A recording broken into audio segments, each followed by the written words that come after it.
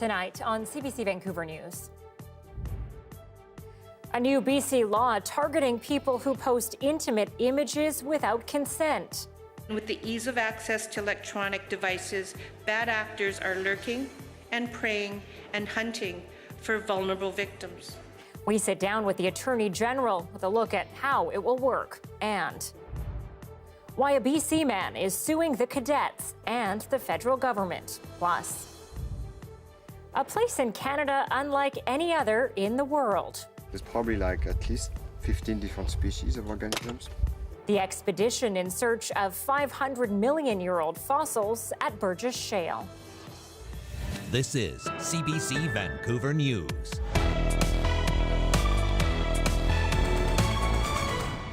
Good evening and thanks for joining us. I'm Anita Bathe. We begin tonight with a new proposed BC law to target people posting intimate images without consent. It would also make it easier for victims to sue for compensation. As Mira Baines reports, Carol Todd has been fighting for stronger laws since her daughter died. And today, she's applauding the move. If she were alive to see and hear us, she would certainly be grinning down upon us and cheering loudly as change is made.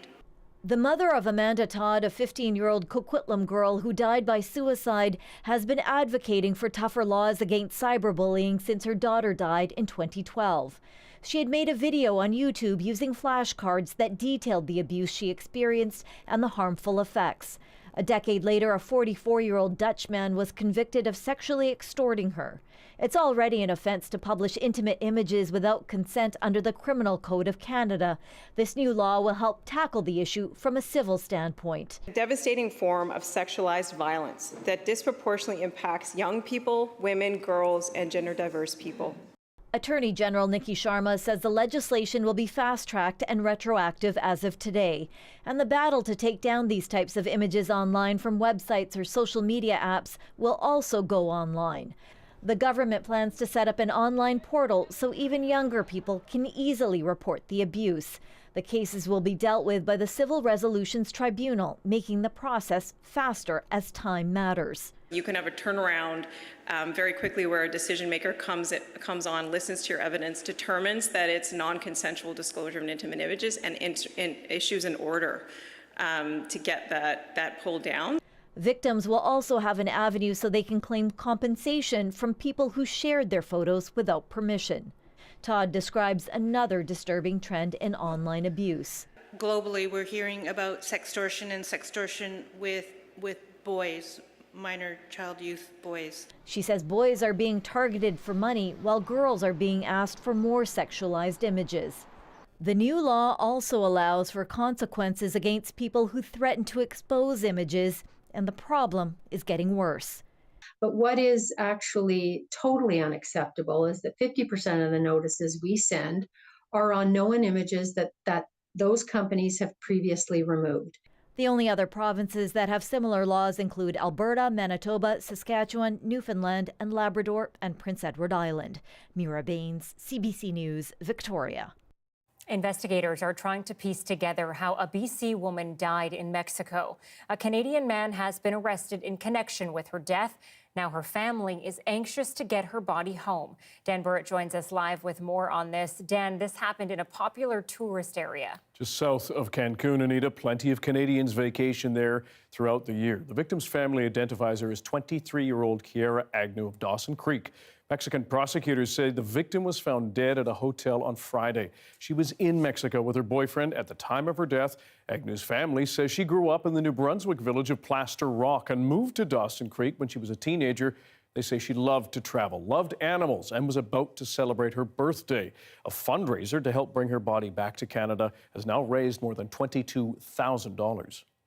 The most important thing is, first and foremost, to get Kiera home, but then also to get her justice, because she deserves to have justice.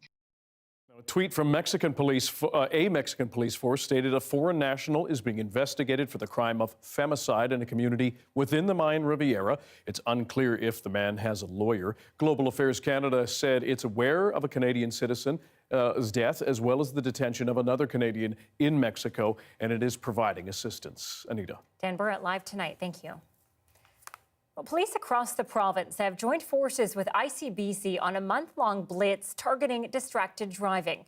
The education and enforcement campaign comes as ICBC says nearly 40% of police-reported crashes are caused by distracted drivers, and it contributes to nearly 80 deaths every year. Driving has grown over the last few years.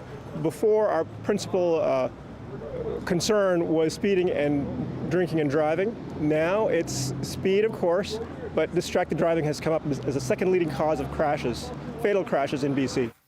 A distracted driving ticket will involve penalty points and fines of nearly $600. Drivers with 2 convictions for using an electronic device within a 3-year period will face as much as $2,000 in fines and penalties over and beyond any car insurance premiums. Well, a man from Hudson Hope is in northeastern BC has been fined $7,500 more than 2 years after RCMP officers found a caged black bear cub on his property. In 2020, Justin Thibault was charged with unlawful possession of live wildlife under the BC Wildlife Act. Officers arrived at Thibault's home to arrest him for dangerous driving and theft. That's when they spotted the cub in a cage. The bear was believed to be 6 to 8 months old at the time. He was taken to Northern Lights Wildlife Shelter to recover and was named Rock. The society says Rock was released the following summer, healthy and happy. Well, the province is spending $100 million to help protect BC's freshwater supply in partnership with Indigenous people. For far too long, too many have taken our abundant freshwater resources for granted. And the hard reality is for far too many watersheds in British Columbia, they are facing significant challenges that require us to take a more ambitious, more strategic approach to ensure their sustainability for future generations. The money will be invested in a watershed security fund co-managed by a group which includes members from the provincial government and BC First Nations. It will be used to maintain and restore watersheds and wetlands. Cadets Canada is coming under fire with a lawsuit filed in BC Supreme Court. In it, a man alleges he was raped by a Cadets Canada leader when he was a teenager and claims the organization enables perpetrators. Bethany Lindsay joins me now with more on this. Bethany, what does the lawsuit say about this alleged sexual assault? Yeah, so the claim was filed last month by a man who says he was raised by a single mother in Victoria, and he joined the cadets in the 1970s. In the claim, he uses the initials AB. AB says he was groomed by a cadets captain at camp in Vernon in 1979. The claim alleges this man took advantage of his desire for a father figure and coached AB to trust him without question. The claim alleges that the cadets captain visited Victoria later the same year. AB says he was invited to stay in the man's hotel room, and he alleges he was raped in the middle of the night. I should, of course, caution that none of these allegations have been proven in court. The federal government and the cadets captain are both named as defendants, but they have yet to file responses. The Department of National Defense is responsible for the cadets program, and they told me it would be inappropriate to comment while the case is before the courts. Now, AB says he reported the incident to Victoria Police a number of years ago, and they did a thorough investigation, but in the end, no charges were laid. Now, you mentioned that the federal government is a named defendant in this case. What are the allegations about the cadets program? Yeah, so AB is accusing cadets leadership of complicity in what happened to him. His claim says the organization created a culture that allowed perpetrators to exploit children. It alleges that Cadets Canada silenced victims and that leadership concealed evidence of sexual abuse complaints. Now, these are very similar allegations to what we saw in a proposed class action suit that was filed in Ontario last year. That claim alleges Cadets Canada has failed to deal with this systemic sexual misconduct issues within the organization. AB told me in an email that he wants to see institutional change at Cadets Canada, and that includes training for leaders to recognize the signs of grooming and better psychological screening for instructors. Bethany Lindsay reporting tonight. Thank you. Thanks, Anita. With the cost of groceries expected to increase through the year, United Way BC is trying to streamline how it gets food to families in need. The nonprofit has developed an app that will allow volunteers to deliver food in communities across the province. As John Hernandez reports, it comes as demand at food banks in BC reaches record highs. Each time these price tags climb, it puts even more pressure on BC's most vulnerable. Especially families with younger children or single-parent families, but also seniors. The services are available, but we know that there is a surge and some of them might have a wait list. According to the United Way, about 15% of British Columbians are considered food insecure. That finding echoed by Food Banks BC, which says demand at local food banks has swelled upwards of 60% in some cases. Sabova says there's enough food to go around. It's just a matter of getting it to the right place. It's been a huge gap in our communities to understand where the need exactly is. A gap it hopes to fill through an app called FoodLink, which connects food suppliers with nonprofits. Food banks request items that they need, and volunteers will then be assigned to deliver them. This is something that has not been there yet and will really help community organizations to increase the accessibility and have available food for those who need it. Food prices across the country are expected to rise by about 7% this year. Researchers say that amounts to about an additional $1,000 spent for each family at a time when many are confronted with higher costs elsewhere. Unfortunately, there are quite a lot of families that are impacted by higher interest rates and higher food prices at the grocery stores, and the two of them are necessities of life. This analyst expects costs will climb into July before they potentially level off. It has a lot to do with the market itself. I mean, we are expecting an economic slowdown. A lot of consumers are also trading down. A change that likely won't bring prices down, but can hopefully keep them from going even higher. John Hernandez, CBC News, Vancouver. And the annual homeless count for Metro Vancouver and the Fraser Valley starts tomorrow. It's the first real-time data collected since the COVID-19 pandemic began. As the CBC's Janella Hamilton explains, advocates worry the struggles to find affordable housing will be pushing numbers way up. Little care packages with a granola bar, a scarf, socks. Ed Grift and Shelley Stout are outreach workers with the Union Gospel Mission. Almost every day, the duo packs this van full of food and clothing donations before setting out to deliver the items to the most vulnerable across the Fraser Valley. Typically on a day, we'll see, like the other day, we saw 65 people.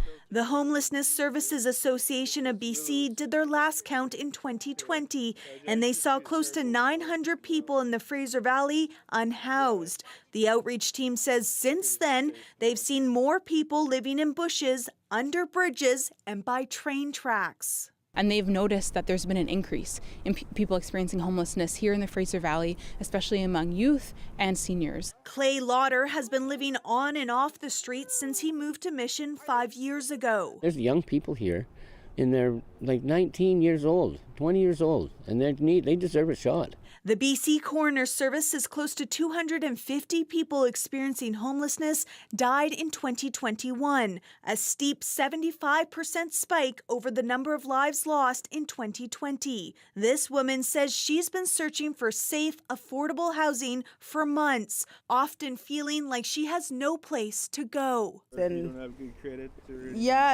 Credit or criminal record, and then they don't want to rent you, right? And with shelter spaces limited, this man says he's seen a lot of new people traveling from community to community looking for a warm place to sleep. Like you've seen grown men cry, right? Because it's so cold and it's hard to watch. And even if they can secure shelter space, for some, they feel living outdoors in isolation is a safer option. All the fighting and stuff always, right? No privacy.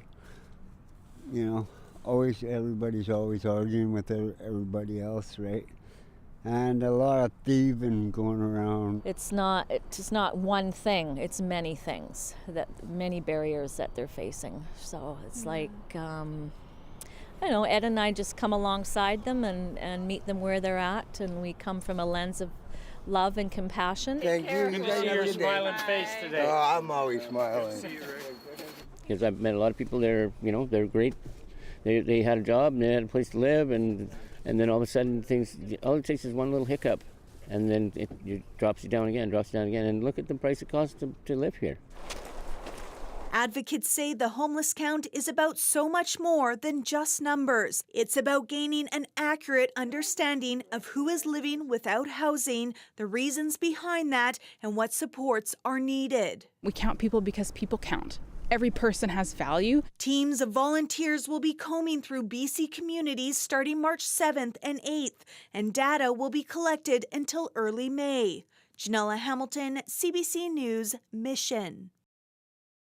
A record high tax proposal for the city of Surrey may lose some of its sting. The city is backing down from the proposed increase of 17.5%, which would have paid for, among other things, 2 police departments. New provincial funding has changed the equation now. For more on this, we turn to Municipal Affairs reporter Justin McElroy, who is in Surrey at City Hall tonight. Justin, what are taxpayers looking at now? Yeah, it was going to be a $460 increase for the average property. Now it's looking at around $280, so still significant, but significantly lower. And as you said, a big reason is what the province announced just last week, a $1 billion fund for all municipalities that they created essentially out of the surplus that they have this year. On Friday, they announced how much money each municipality would get. For Surrey, they're going to get $89.9 million. And as Mayor Brenda Locke said, that was enough for staff to have a different idea of what they could do with the budget. I am very confident that our staff will get this budget right-sized, and again, really grateful that the province has provided those dollars and at such a perfect time, literally 3 days before we had to deliver the budget, they came up with that money, so we appreciate that a lot. So now instead of a 17.5% increase, they're looking at a 12.5% increase. Council voting this afternoon to bring it back to staff to come forward with the details and how the numbers would all work with that as the maximum amount. Okay, so obviously a better deal, but 12.5 still seems pretty high, no? It certainly is, not just for Surrey in its history, but for all of Metro Vancouver, even in this very difficult budget year due to inflationary pressures. Here is a chart looking at Metro Vancouver municipalities and the property tax increases they've either proposed or have passed. You can see even with that 5% reduction, Surrey is right at the top of the list. And the big reason, of course, having 2 police forces right now, the Surrey Police Force and the RCP detachment. They're spending an extra $8 million a month having the 2 of them. Certainly hoping that the province will make a decision soon on which one they'll be able to go forward with. Of course, Mayor Brenda Locke hoping to revert back to the RCMP, but either way, those 2 forces costing a lot for Surrey residents at the moment. Justin McElroy in Surrey tonight. Thank you. Homicide investigators are looking into the death of a man whose body was found near a high school in Maple Ridge on Saturday morning. The Integrated Homicide Investigation Team says the body of 55-year-old Surinderjeet Singh was found in a parking lot close to Maple Ridge Secondary School. His rented car was later located in the area of Dudney Trunk Road and Acadia Street, less than a kilometer south. The cause of death has not been determined, but police do believe it's suspicious, not linked to the gang conflict.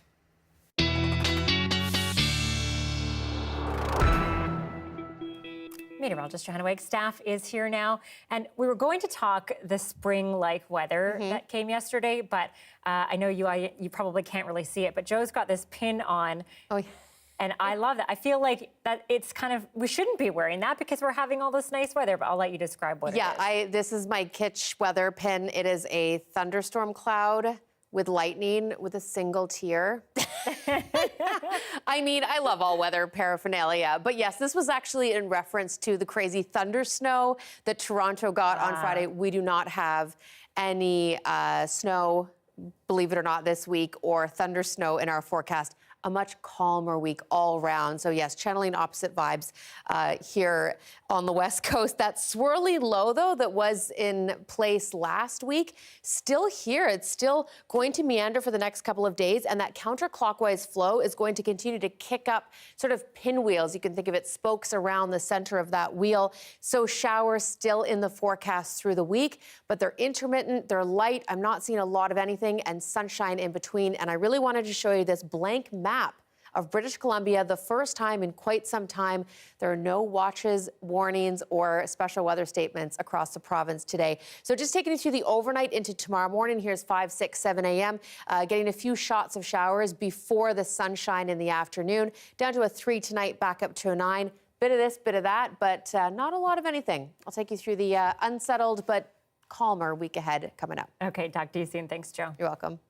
Well, if you use eTransfer for your daily banking, you'll want to listen to this next story. eTransfers can actually be canceled after the fact, in some cases, even if a recipient has auto deposit. It's a lesson an Edmonton woman learned too late. She spoke with Go Public's Erica Johnson. And this is where he keeps his tools. Christine Mason sometimes sells her husband's power tools when he's done with them, like this grinder she posted online last fall. After creating the ad on Kijiji, someone says he'll pay $480, but will be coming straight from work, so no cash. $480 is a lot to grab out of the bank, and is eTransfer fine?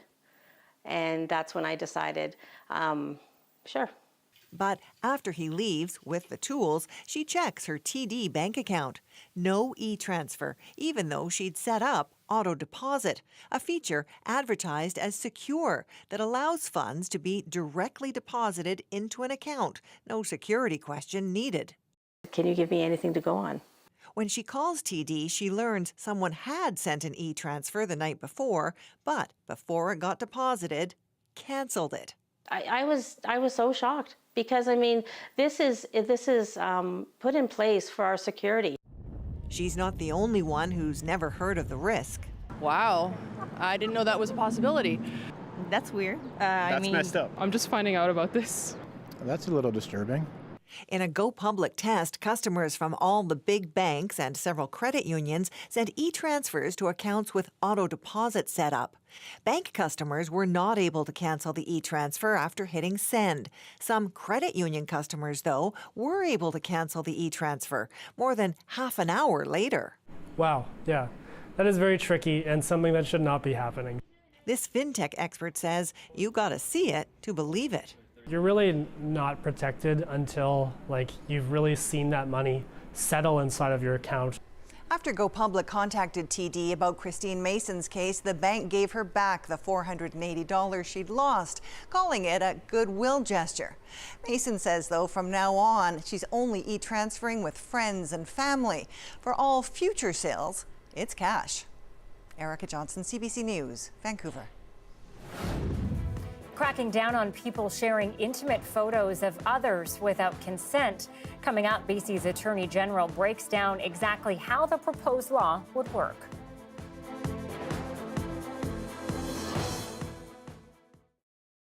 Thanks for watching our commercial-free live stream. In New Brunswick, curlers recently took to the ice to compete in a 120-year-old tournament. The Strathcona Cup has seen Scottish and Canadian curlers travel to each other's countries every 5 years to continue the tradition of friendly competition.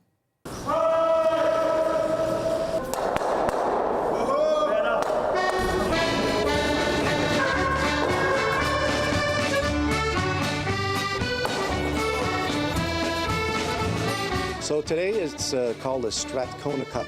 It's an event that's been going on for over 100 years.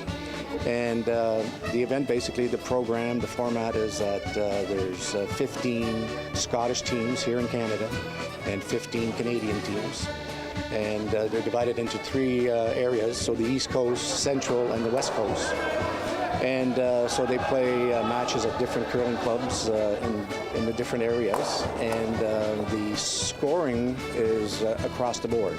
So total score for Scotland across Canada, total score for Canada across Canada, and whoever ends up with the highest score at the end of the tour gets the Strathcona Cup.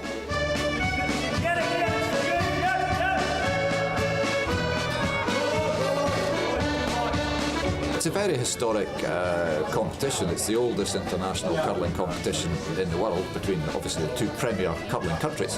And so it's got that tradition going back 120 years, and I think it's important that we maintain that. And every 10 years Scotland comes across here, and in the intervening 5 years Canada come to Scotland. So it's an ongoing thing. It's like you feel you're handing on a baton. It's a once in a lifetime opportunity. It's great to come to Canada at this time of year.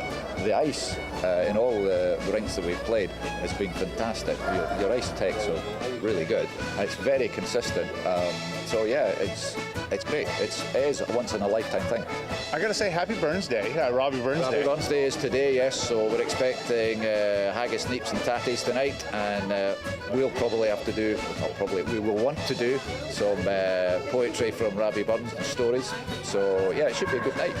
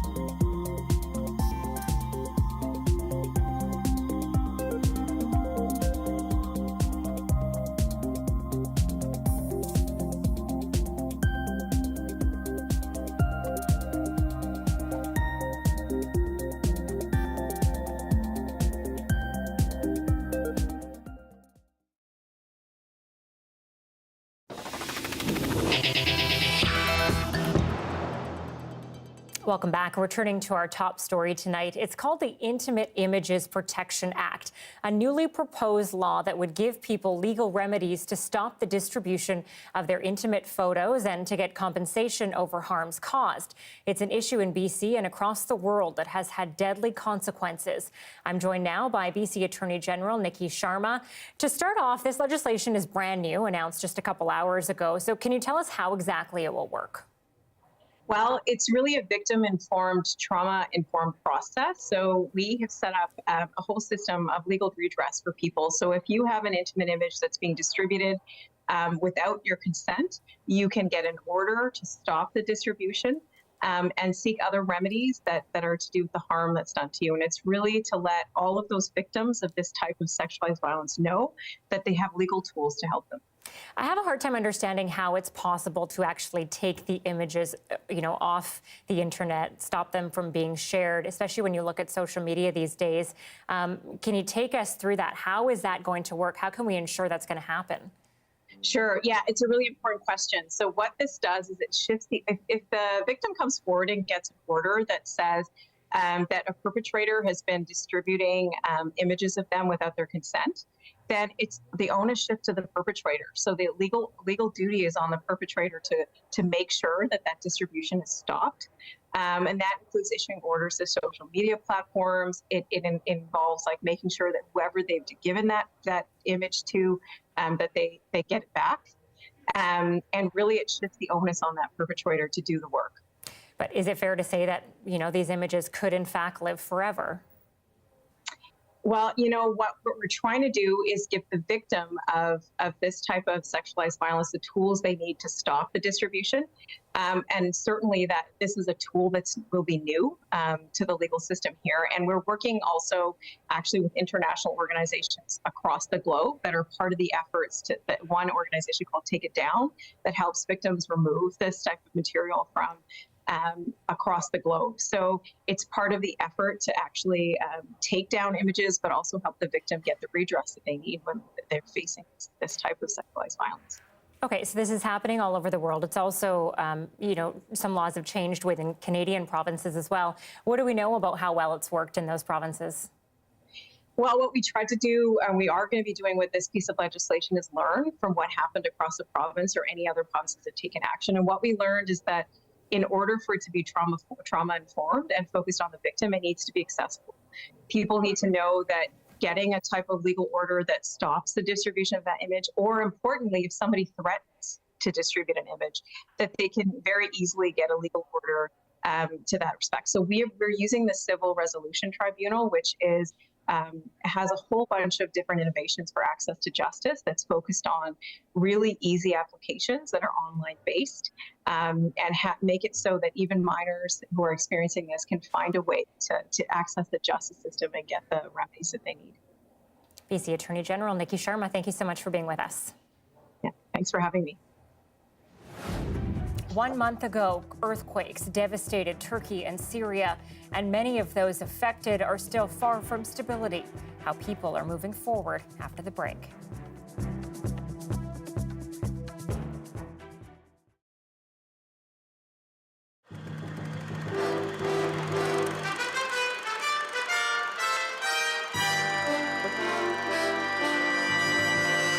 A disturbing question has been raised about Canadians and their private mail. Just how private is it?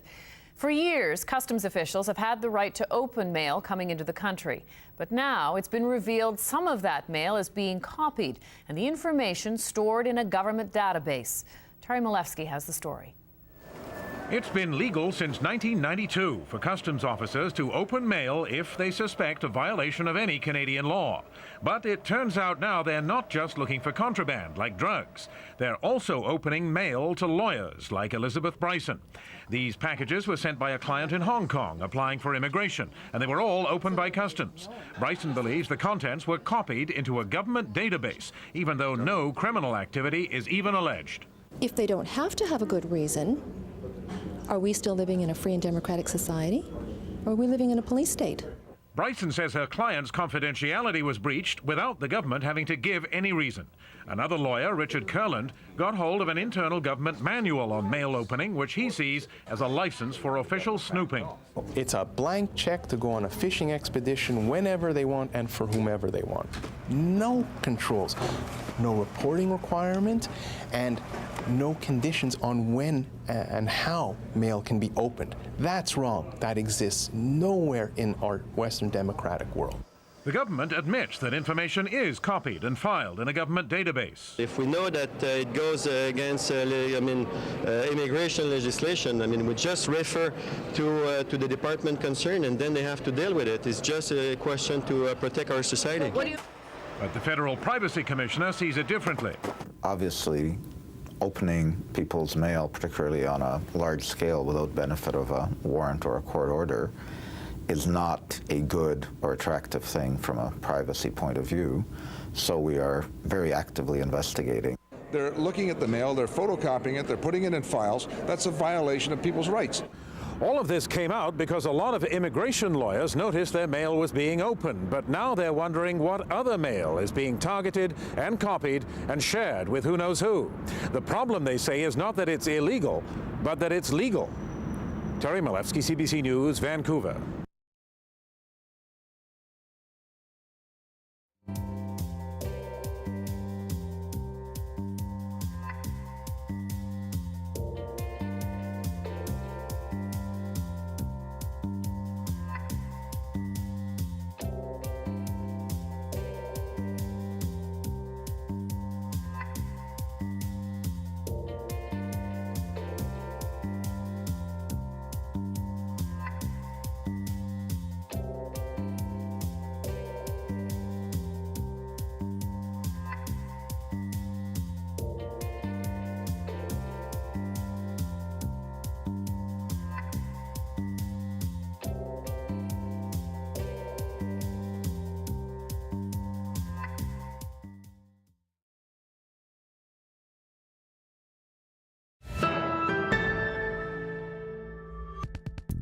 Today, Justin Trudeau unveiled a series of measures in response to attempted foreign meddling in Canadian elections. He's ordering several investigations and a special independent appointment to help safeguard future votes. But as Ashley Burke shows us, these moves are unlikely to silence the critics.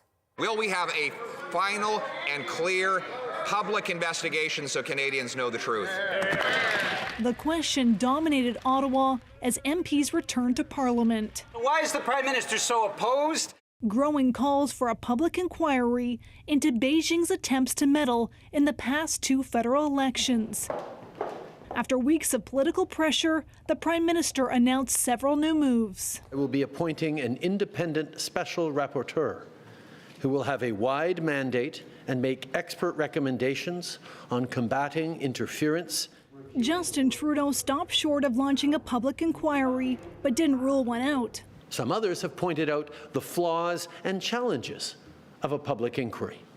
That's why we will ask the independent special rapporteur, as one of the first tasks of their mandate, to provide the government with a recommendation as to what the appropriate next step should be, whether it be an inquiry, an investigation, or a judicial review.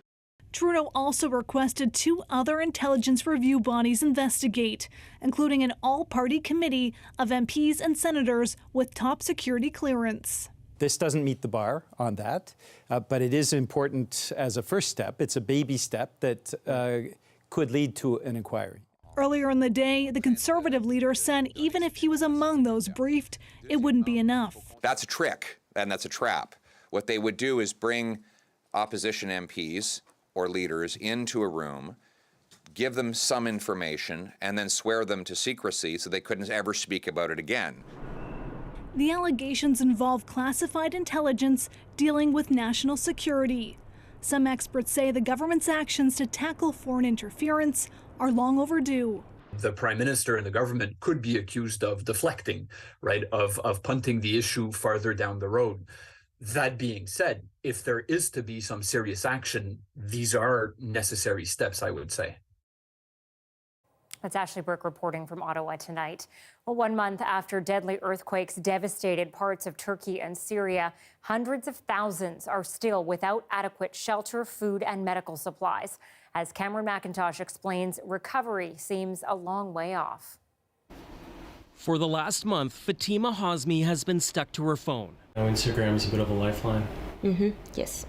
Keeping track of friends who survived the earthquake in Syria, where information is very slow to get out. They don't have access to internet, and they can't sometimes just to explain their feelings. A month after a 7.8 magnitude earthquake hit northwestern Syria and southern Turkey, the damage is still being assessed. The number of dead now believed to be more than 50,000 and rising. Evimiz buraydı, 5 katlıydı. Biz 1. katta oturuyorduk. İşte deprem esnasında zemin kata düştük. This was Hassan and Hava Arslan's home in Turkey. They were buried with their children under this rubble for 6 days. Their rescuers didn't expect survivors. Ceset torbalarımız da hazırmış. İşte gelmiş. Ya. Ama çıktık. Strewn through all the debris, memories of a life that was. Bu çocukların oyuncakları. Çıktığımız yer burası. In all, more than 1.5 million people have been displaced. More than 200,000 buildings are destroyed or heavily damaged. In Turkey, the government is under fire for not enforcing building codes. The World Bank estimates losses are now over $30 billion. While on the Syrian side, a civil war had already created a humanitarian crisis. It's widely accepted deaths are vastly underreported, all while international aid goals are falling short. There is no government there. In Winnipeg, Mohammed Jamali is working with Islamic Relief Canada, which is trying to get relief in past rebel groups. People there need help this time more than any other time. Watching from here, Fatima fears the world is forgetting. If anyone can help, even the small things can do better things for them. A disaster of epic scale, its full extent still not fully understood a month later. Cameron McIntosh, CBC News, Winnipeg. At 6:37, a live look at Whistler tonight. Snow on the ground there, but here in Metro Vancouver and the Fraser Valley, a different trend coming our way. Joe breaks it all down next.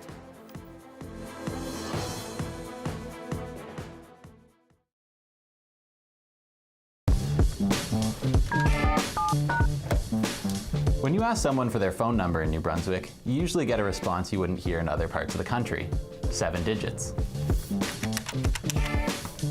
That's because the Picture Province is one of the last regions in Canada with 7-digit dialing. But but that's about to change.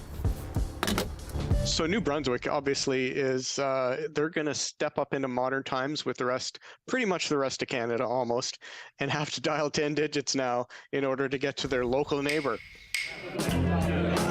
New Brunswickers will have to start dialing with 10 digits, and 506 will have to share the province with 428.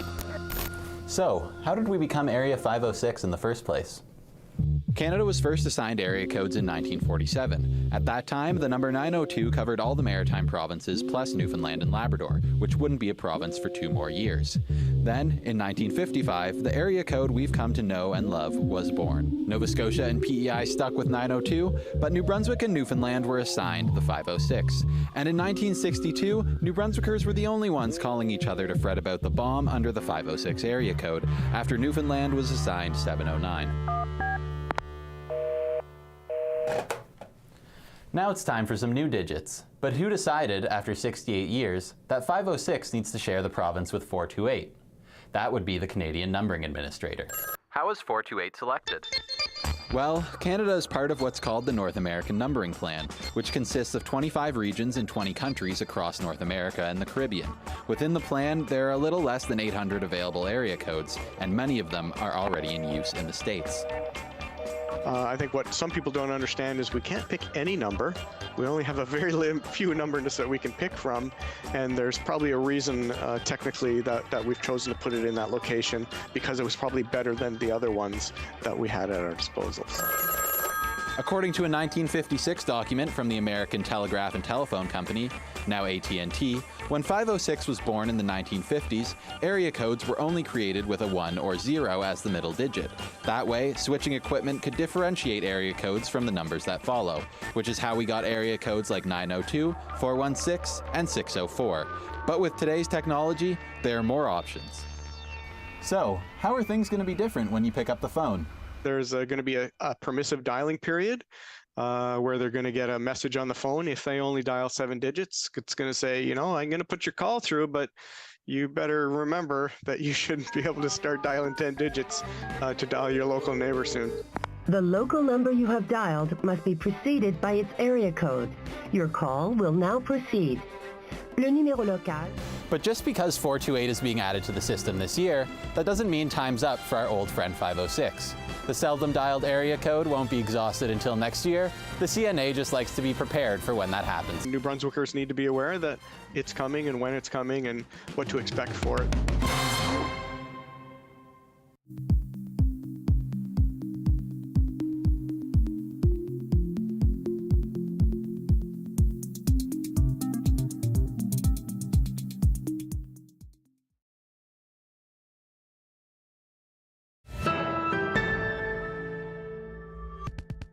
Well, critics say it's time the BC government warms up to free air conditioners.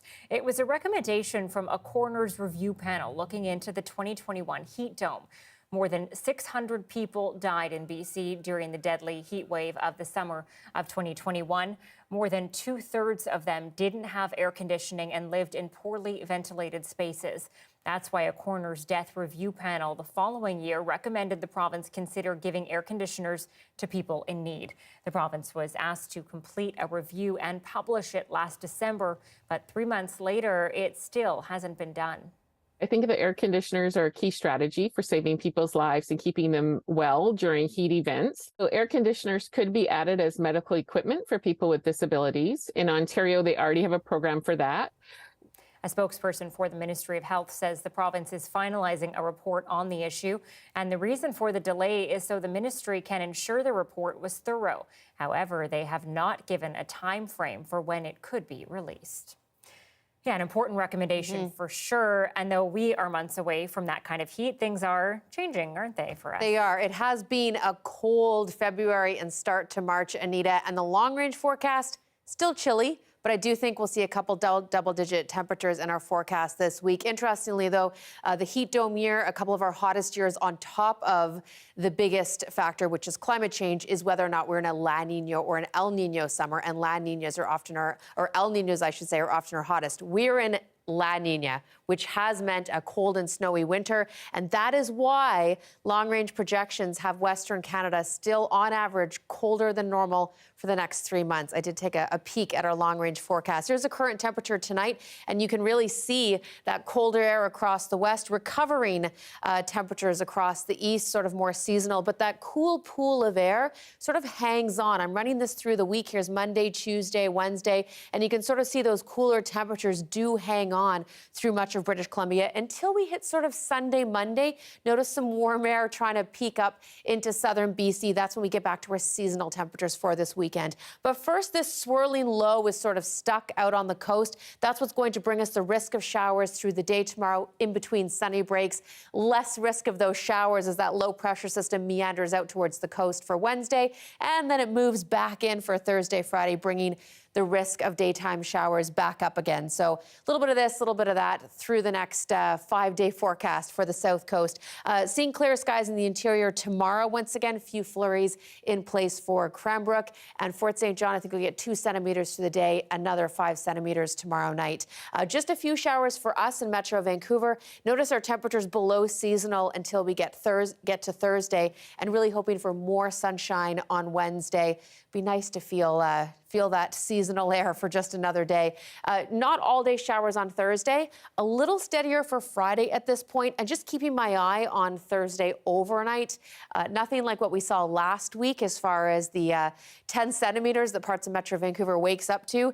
I think we might see a few wet flurries at best, so I'll keep my eye on Thursday night. Other than that, that's really the only overnight that hits that freezing mark this week. So we are seeing that slow warm up. A little soggy through the weekend, but I've got to tell you, it's still that rotating system. So things could change. We could end up trending towards sunnier. It is Sunday night into Monday. It looks like more of a system, Anita. So plan for showers, but warmer temperatures for the back end of the weekend. I'm already thinking about the weekend.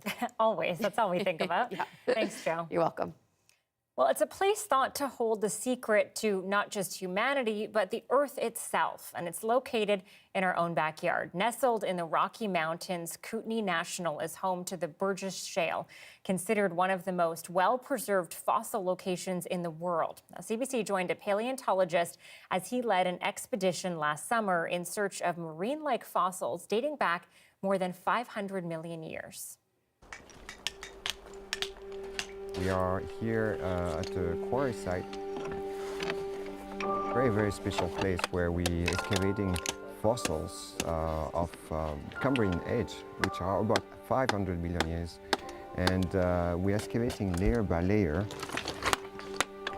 I'm Jean-Bernard Caron. I'm a curator of invertebrate paleontology at the Royal Ontario Museum.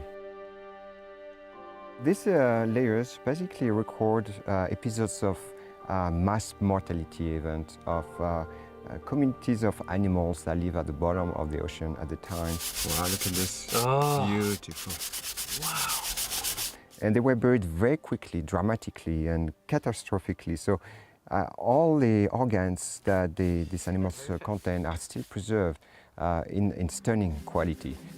Today we found actually a specimen which shows beautifully the eyes and the brain of that organism. The Canadian Rockies are a magical place, and the Burgess Shale is legendary. Did you check in here? My name is Robert Gaines. I'm a professor of geology at Pomona College in Claremont, California. You might find it unusual that seabeds are comprising the mountains here, but that's the action of much later mountain building. Although these rocks are some 500 million years old, or 500 million years old, the age of the uplift of the Rockies goes back to only about 100 million years old.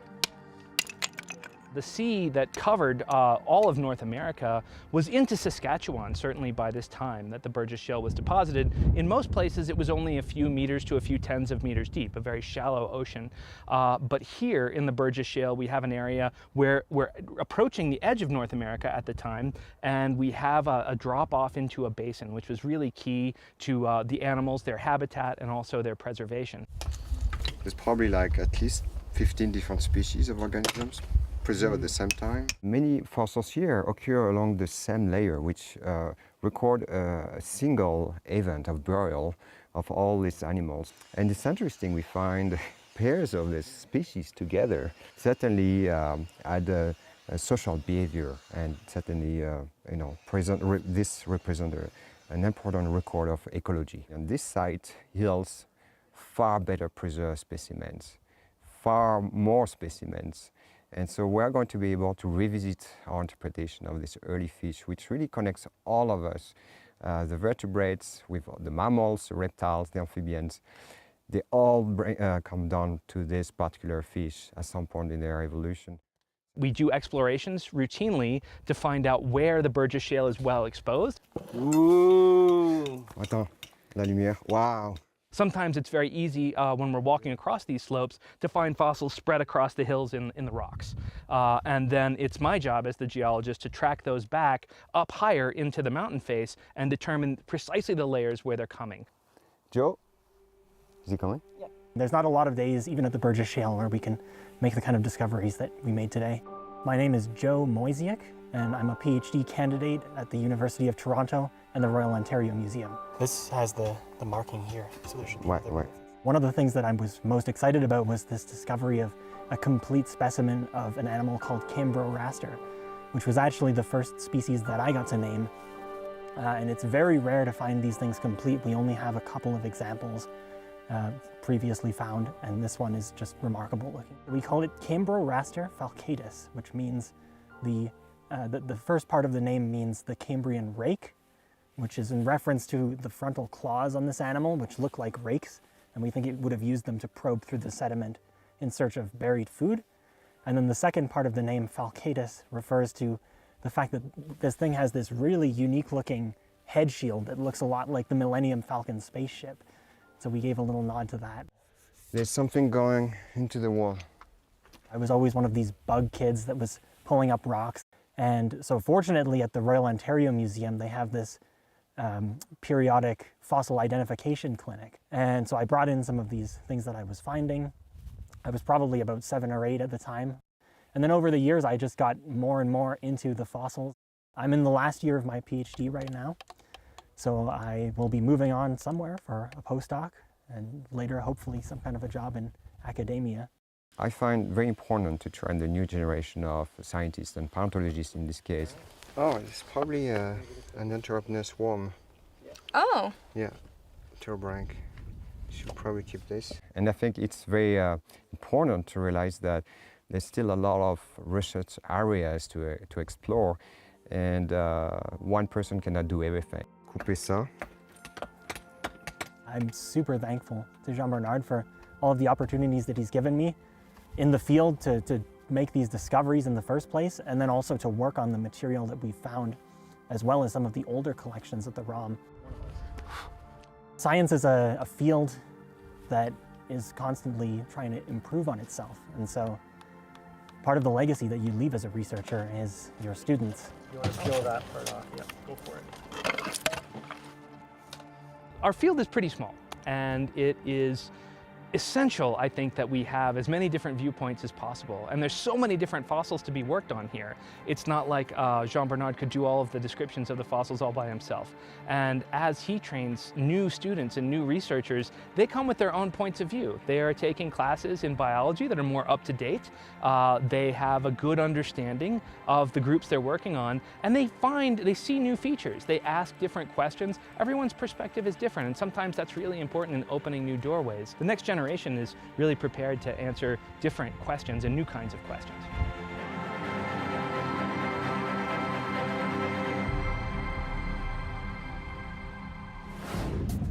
A group of Vancouverites recently traveled to Mongolia to share their love of hockey and some much-needed gear. More on how the hockey is making an impact after the break.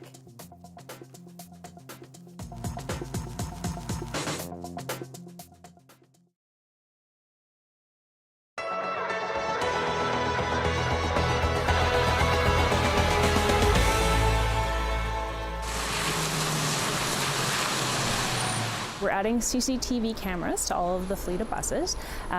Each bus will be equipped with 7 cameras, and that'll kind of be rolled out over the coming year. So they're being done kind of one at a time.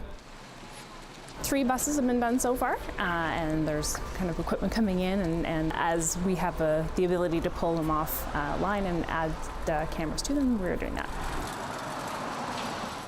There are 2 cameras outside the bus, so one on the driver's side, one on the sort of entry side next to the door, and then there are 5 inside. So the ones inside, one is, there's one looking sort of at the door, there's one looking kind of toward the back of the bus, one looking forward so that you can actually see sort of like a dash cam kind of thing, so it's looking outside.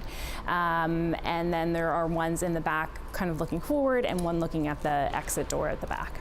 So no 24, no one's sitting there watching everyone ride the bus, but it is recorded and it is kept for a set period of time, and then after that it's deleted. And those records are not accessed unless there is actually an incident or some, if the complaint is made or something like that, in which they need to access that footage. So unless we need to look at the footage, no one is sort of looking at it. It's just being kind of kept in the event that you need it. The footage is collected under the Privacy and Information Act, so it has to follow specific, rules in there, and you have to have a framework in place to determine. So you can't just be like, we're going to keep this indefinitely. You have to actually set out. So there is a specific set amount of time that it will be kept for. So the idea is that it helps with safety and security for employees, for the bus operators, for passengers on the bus as well. Most riders probably won't even notice any difference. The one thing you'll notice is when you get on the bus, the ones that are equipped, as they're being equipped, there's stickers put there just to let you know that, video and audio recordings are being taken on the bus. But the cameras are very tiny, so unless you're really looking for them, you may not even notice them. It's a $200,000 project. It was funded through the Small Communities Fund, which is a federal fund, so that means that the costs are split between the federal, provincial, and municipal government. That particular funding was for the Moncton buses. Riverview and Dieppe will do it through their own transit budgets. So Riverview has approved funding so far. Dieppe hasn't yet, but we do expect that all of the buses will be equipped through this project.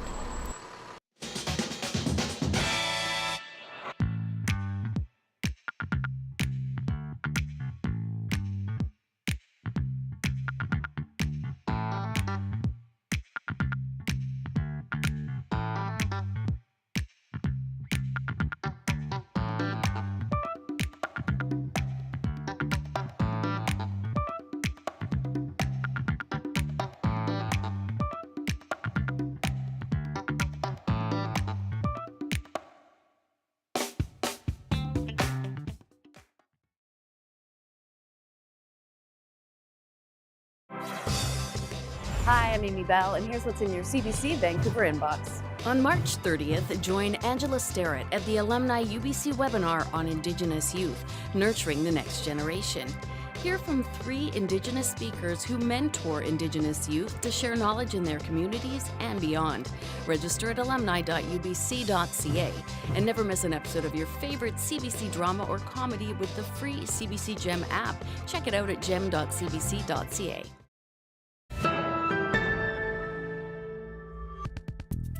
Well, have you heard about the one with the cat and the eagle? It sounds like a bad joke until you actually see the feathers and fur facing off. Take a look. For a while, they calmed down, and I thought they might actually get along. But the eagle sort of puffed itself up and did a bit of a bluff charge or two. It sort of was a bit of a stalemate. But after a few minutes, the eagle decided that it had enough and wanted to take off. Peter Davidson was at the playground of Cunningham Elementary School in Vancouver with his daughter when he says the eagle swooped down, catching the cat's attention. As you might expect, things got a little tense, but eventually the eagle flew the coop. Wow, just a shot of that eagle is absolutely incredible. Glad everybody is safe and sound, though. All right, tonight we end our show with an aspiring young hockey player, multiple hockey players in Mongolia, who were given a helping hand by some keen Vancouverites this weekend. Project Mongolia is a hockey donation drive that started in 2015. It was created after one man traveled to the country and was inspired to step in and help. Take a look at his journey. You know, it started 10 years ago. I launched an online course for coaches. And the day after we launched it, I got someone subscribed from Mongolia, and that was back in 2013. That started a relationship. We went our first time in 2015 with the film crew and we're just blown away by how welcomed we were there, but also by the state of the game. It was like going back 80, 90 years in Canada. So the closest hockey shop is 13-hour train ride in Siberia. So no one's getting it, right? You send a pair of skates, 3 or 4 kids will share that pair of skates. You've created 3 or 4 hockey players with that one set, and there's hundreds of pairs of skates in here right now. I mean, it has brought a tear to our eye many times. It's just such an honor to be able to impact the game and kids and more importantly, kids and families in this country that I never thought of bringing hockey to.